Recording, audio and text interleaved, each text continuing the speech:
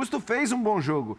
É claro que no primeiro tempo, pelo fato do Corinthians também ter tido menos posse de bola e tal, talvez a bola não chegasse tanto ao Renato Augusto para ele participar tanto do jogo quanto participa nas partidas, né, em casa, contra adversários mais fracos e tudo mais. Mas quando a bola chegou nele, você pode ver que ele sempre clareou as jogadas. Ele sempre achou espaços que não eram fáceis de ser achados. Então, ele acho que estava bem tecnicamente no jogo. Mas aí é aquela coisa que o técnico tem que fazer escolhas.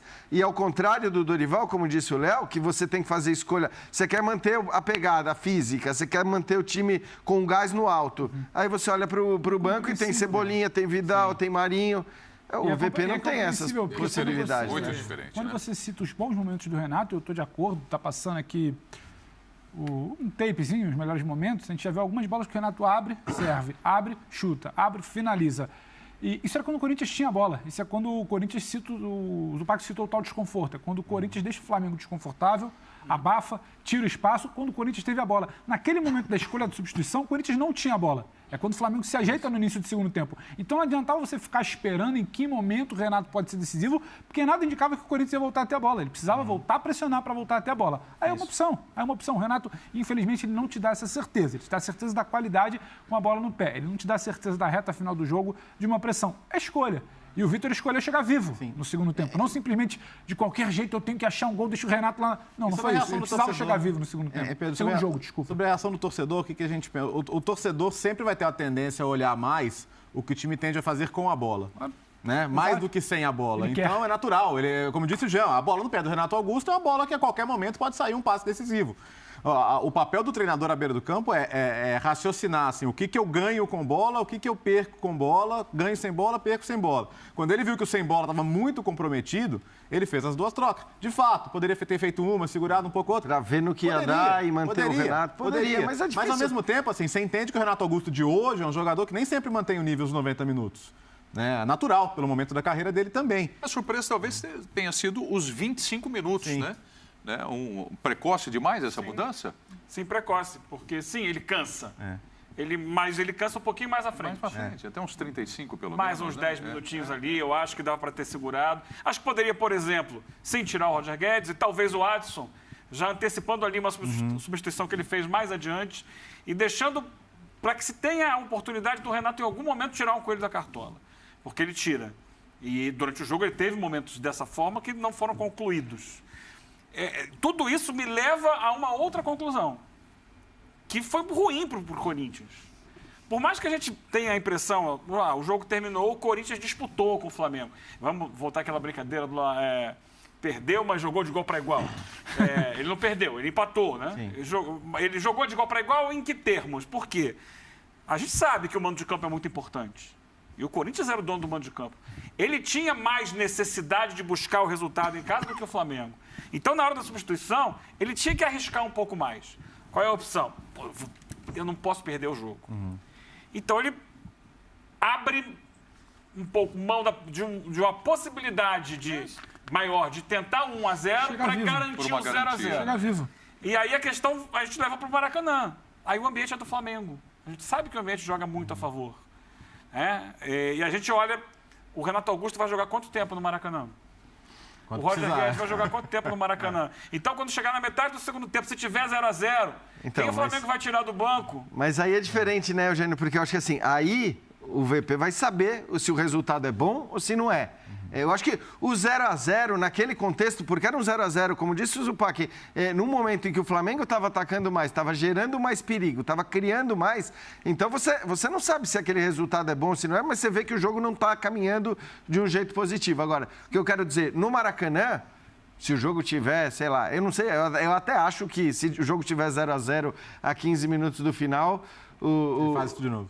Não, ele vai considerar muito mais segurar esse resultado, ainda mais que o Corinthians pro Maracanã tentar segurar o 0-0. Mas se estiver perdendo por 1-0, por exemplo, do Flamengo, aí eu acho que a mudança não seria essa. Quer dizer, aí você mantém o Renato Augusto porque você vai precisar do cara com a gol do Flamengo resolve a questão. Oi? Um gol do Flamengo no Maracanã resolve a questão. Em que sentido? Porque ele vai obrigar o Corinthians a assumir riscos que ele não consegue controlar. Especialmente jogando no Maracanã. Eu entendo o que vocês estão falando. O jogo assim, no Maracanã sobre pro Corinthians, vamos nos amarrar no 0x0 aqui, tentar levar pro Então, mas eu entendo que vocês estão falando sobre o favoritismo ter se ampliado. Eu só não vejo que é uma... Não sei, Jean. Então, mas eu vou fazer o contraponto. A minha dúvida é se é mesmo uma ampliação e se é uma ampliação, de quanto é. Exato. Porque a questão é a seguinte, ao contrário do que a gente... O que a gente sempre aqui perguntavam? Libertadores, Copa do Brasil. Em qual final o Flamengo é mais favorito? E a gente dizia... A Copa do Brasil, porque você tem 180 minutos. Em 90 minutos é muito difícil você querer dizer que o melhor vai ganhar. São 90 minutos. Tudo bem, agora são 90 no campo do Flamengo. Mas são 90 minutos e não mais 180. E acho que no próprio jogo de hoje, de alguma maneira, o Flamengo já mostrou que tem mais qualidade. Eu, pelo menos na minha visão, o Flamengo hoje produziu mais do que o Corinthians. Então, se o Flamengo produziu mais do que o Corinthians também no jogo em São Paulo, é claro que ele é favorito no jogo de volta. Só que agora ele tem 90 minutos e não mais 180. Então, eu não consigo ampliar muito esse favoritismo do Flamengo em relação ao que era no começo do confronto. Eu acho que encaixa uma pergunta aqui agora que entra exatamente nesse ponto de discussão de vocês. Quem vocês acham que no vestiário, neste momento, está com uma boa sensação de um empate? Posso te devolver uma? Foi legal para nós. Posso te devolver Os uma? dois. Você vai fazer outra pergunta? Não, mas tem alguém com uma sensação ruim? Não, acho que não. Então, é o que o Gustavo falou. Confortável. Os dois. Pelo que foi o jogo. Pra quem? Eu acho que naquela hora que você chega no vestiário... Não tem uma grande lamentação, hoje em por isso que eu dia... não consigo te responder primeiro.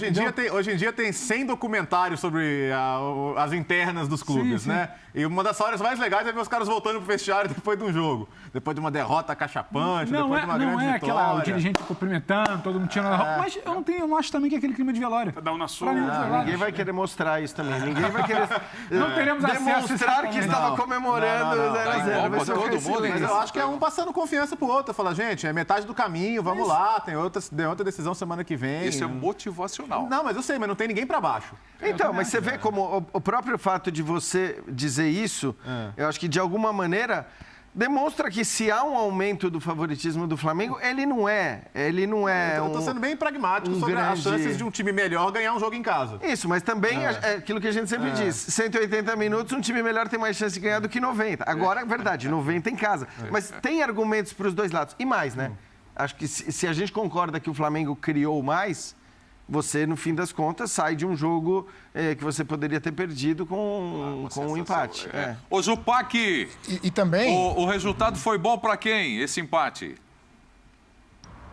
Para todo mundo, Prieto, para os dois, porque assim, de um lado, e aí não é ficar em cima do muro, né, onde eu quase estou, mas é porque de fato o Vitor Pereira chega no vestiário, não, tô aqui, o Vitor chega no vestiário e fala para os seus jogadores, olha, nós conseguimos enfrentar em um jogo extremamente equilibrado, um jogo de alternância, de momento bom para lá, momento bom para cá, um time que é considerado melhor do que o nosso, conseguimos enfrentar, e vamos jogar no Rio de Janeiro, podendo até, quem sabe, em algum momento defender um empate e levar para os pênaltis. Não é ruim para o Corinthians também essa circunstância. Então o Corinthians fez um jogo, na minha visão, bom, inteligente, não perdeu para um time que o venceu 2 vezes há pouco tempo em um confronto também eliminatório e chega vivo no Maracanã. Então o Corinthians tem por que gostar do que aconteceu aqui. E o Flamengo também. Dorival vai chegar para os seus jogadores e vai falar, olha, é nítido que jogamos menos do que estamos acostumados e ainda assim levamos para casa um placar onde basta uma vitória simples dentro de casa para a gente ser campeão. Então o Flamengo também tem por que achar o interessante o empate aqui.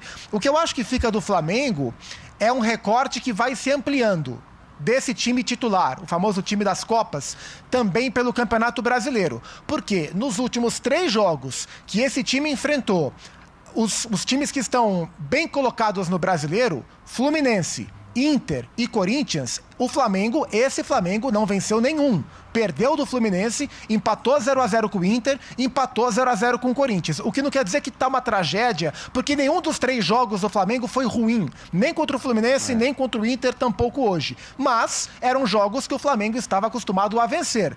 Parou de vencer nesse recorte. É preciso tentar entender o porquê, e eu acho que claramente passa pelo preparo dos adversários para enfrentar o Flamengo. Eu tenho até usado essa expressão no Sport Center de vez em quando, que está se criando uma bibliografia sobre esse Flamengo. Então, os times que vão enfrentá-lo já sabem como estudá-lo. E o Fluminense, e o Inter e o Corinthians, de diferentes formas, conseguiram gerar problemas e não perder para esse Flamengo. Quase uma jurisprudência.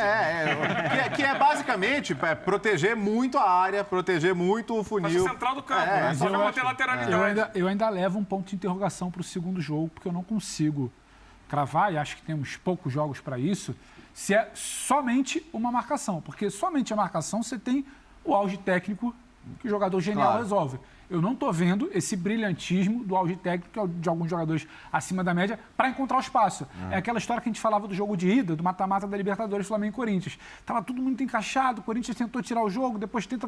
Mas tem o brilhantismo. Mas aí estamos falando principalmente de um nome, né? Do Arrascaeta. E temos talvez uma bola que chega muito quadrada e o Pedro domina ela um pouco mais redonda. O Everton Ribeiro, que o Zupac cita, Então, eu gostei do Everton Ribeiro no segundo tempo. Eu acho que a palavra genialidade, para mim, cabe no Arrascaeta. O jogador diferente, que é o cara então, que acha o passe que ninguém está esperando. Tem o espaço, ele acha o espaço. O Flamengo hoje não achou muitas vezes o espaço. Então, eu tenho esse ponto de interrogação. Tem uma questão ainda contra o Flamengo em relação ao jogo de hoje. Acho que o Flamengo respeitou o Corinthians. Sim. O Flamengo não teve a postura hoje que tem normalmente no Maracanã, que é de empurrar o seu time para o campo de ataque, pressionar lá em cima. Muitas vezes, inclusive, nesse melhor momento do Flamengo no jogo, no segundo